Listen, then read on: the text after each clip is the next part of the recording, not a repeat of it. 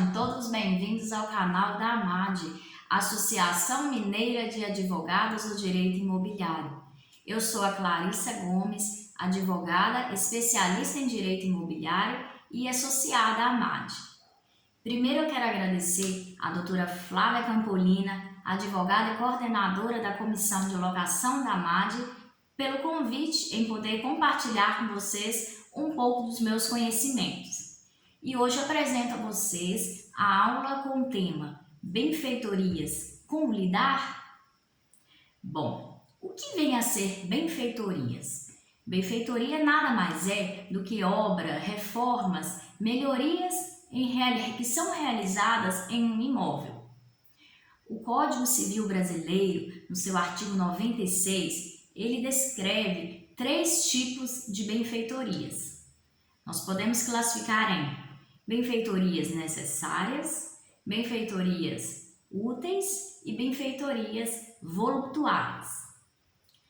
As benfeitorias necessárias, como o próprio nome já diz, são aquelas necessárias, indispensáveis para aquele imóvel. Nós podemos dar exemplo daquela benfeitoria necessária quando a pessoa precisa de fazer uma reforma, um reparo na parte elétrica do imóvel ou um reparo hidráulico naquele imóvel. Essas benfeitorias necessárias, é importante entender que elas são de urgência para aquele imóvel, para que não haja nenhum problema futuro. As benfeitorias úteis são aquelas que trarão maior utilidade para aquele imóvel. Elas não são consideradas de urgência. Porém, nós podemos dar um exemplo daquelas reformas que as pessoas fazem no banheiro, pode ser a construção de grades novas naquelas varandas do imóvel para ajudar na segurança, aumentar a segurança daquele imóvel. Também a construção de garagem, entre outros. E por fim, a benfeitoria voluptuária é aquela que vai trazer um conforto maior para o locatário. São consideradas de mero deleite, são de luxo, são aquelas que vão embelezar o imóvel, nós podemos assim dizer. Alguns exemplos de benfeitoria voluptuárias é jardinagem no imóvel, construção de piscina, sauna, uma construção de uma lareira, de um fogão a lenha, entre outros. Agora, é interessante observarmos que o locatário, quando ele faz uma opção de fazer esta benfeitoria voluptuária, ela não é uma benfeitoria, como nós já dizemos, não é uma benfeitoria útil, não é uma benfeitoria necessária, indispensável. Ela é opcional. Cabe ao locatário escolher, se ele tem o interesse de realizar essa tal construção. Porém, ele precisa ficar atento ao término do contrato de locação, porque existem alguns detalhes que nós iremos mencionar aqui. A Lei do Inquilinato é a Lei 8.245 de 1991.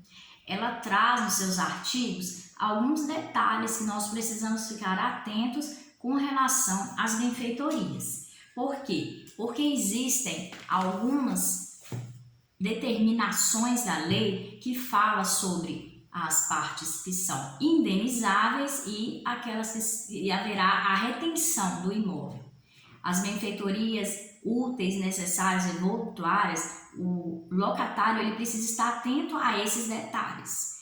Irei ler aqui agora alguns artigos que especificam claramente quais terão, o locatário terá o direito de retenção e de indenizações. Leiamos. O artigo 35 da Lei do Inquilinato, ele diz o seguinte: salvo expressa disposição contratual em contrário, as benfeitorias necessárias introduzidas pelo locatário, ainda que não autorizadas pelo locador, bem como as úteis, desde que autorizadas, serão indenizáveis e permitem o exercício do direito de retenção. O que vem a ser isso?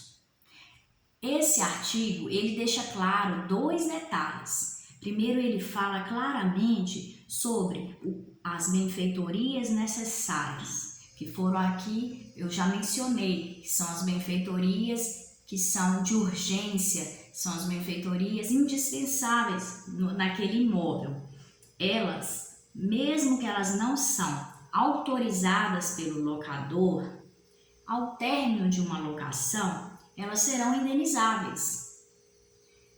E as benfeitorias úteis ao término de um contrato, elas também serão indenizáveis e haverá o exercício do direito de retenção, ou seja, o locatário ele poderá retê-las, desde que no início do contrato de locação, quando ele realizou tais benfeitorias, haja uma permissão do locador para que sejam realizadas as benfeitorias úteis. Agora, no artigo 36 dessa mesma lei do inquilinato, ela diz o seguinte: as benfeitorias voluptuárias não serão indenizáveis, podendo ser levantadas pelo locatário finda a locação, desde que sua retirada não afete a estrutura e a substância do imóvel. Então, as benfeitorias voluptuárias, como eu já mencionei, que são aquelas de luxo, de mero deleite, para trazer um maior conforto para o locatário, ela, ao término do contrato de locação, o locatário ele não poderá reter essas benfeitorias, a não ser que, ao retirar essas tais benfeitorias, não provoque uma dificuldade na estrutura do imóvel, não pode afetar a estrutura do imóvel. Então, existem esses cuidados que os locatários precisam ficar atentos ao realizar um contrato de locação de um determinado imóvel.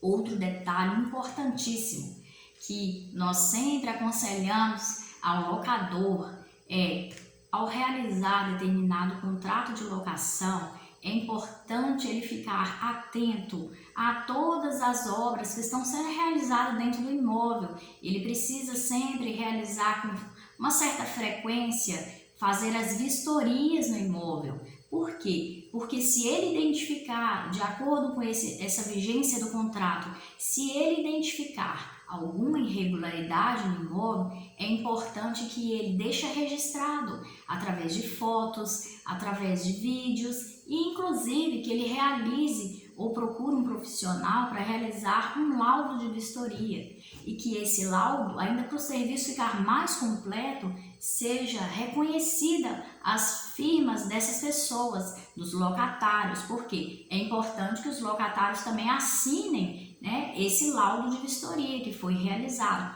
Por quê? Porque o locatário ele não pode impedir, a lei diz que ele não pode impedir o locador de realizar vistorias no imóvel.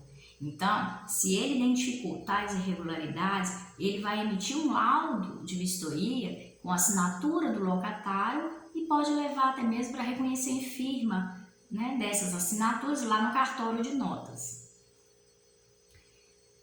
Outro detalhe muito importante: quando o locador identifica tais irregularidades naquele imóvel que foi alugado, é importante ele não deixar passar muito tempo.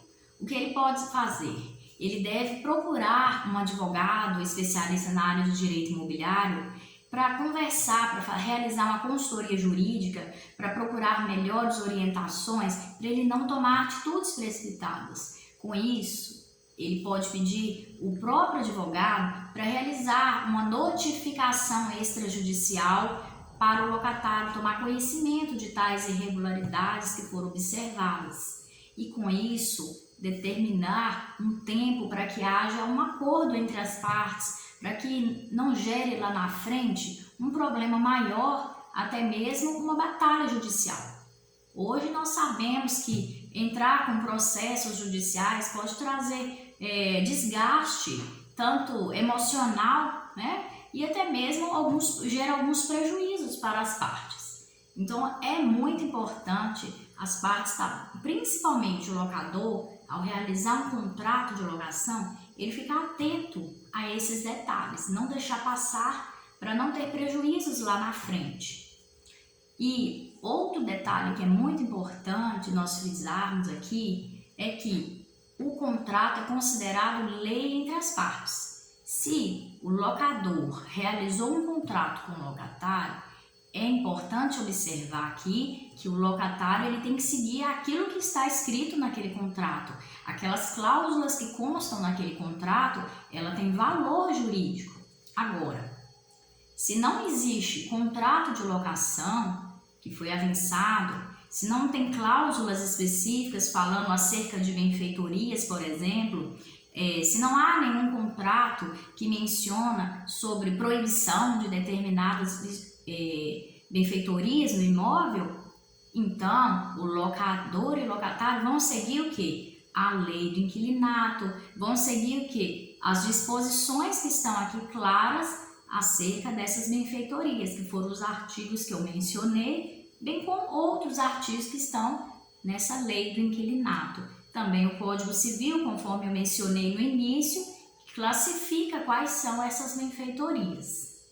Bom, a nossa aula está chegando ao final e já quero agradecer a audiência e convidar a vocês que ainda não conhecem a AMAD para nos seguir nas mídias sociais e até breve.